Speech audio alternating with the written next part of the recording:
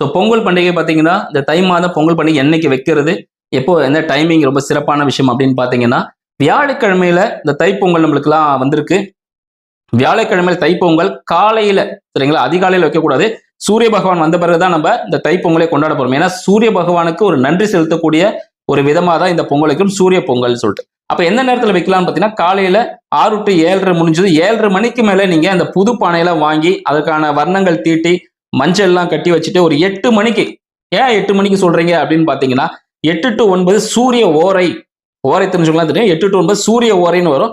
So சூரிய பகவானுக்கு உரிய அந்த ஓரையில நீங்க உங்களோட தைப்பொங்கலை வைக்கும் பொழுது, எப்படி அந்த தைப்பொங்கல் பொங்கி பால் வடிஞ்சு கீழே வருதோ, ஸோ அது போல உங்களின் வாழ்க்கையில எல்லா விதமான வளங்களும் பெறதுக்கு ரொம்ப அற்புதமான விஷயமா இருக்கும்.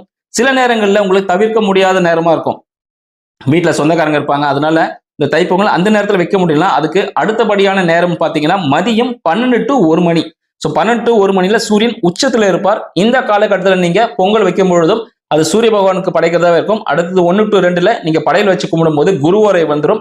அந்த ஓரை மிக சிறப்பானதாக ஒரு பூஜைக்குரிய நேரமாகவே கருதப்படுவதனால், இந்த ஆண்டு நீங்கள் தைப்பொங்கல் வைக்கிறதுக்கு மிக சிறந்த ஒரு நேரமாக இந்த தைப்பொங்கல் விளங்கும். இந்த நேரத்தை மறக்காம குறிச்சுக்கோங்க.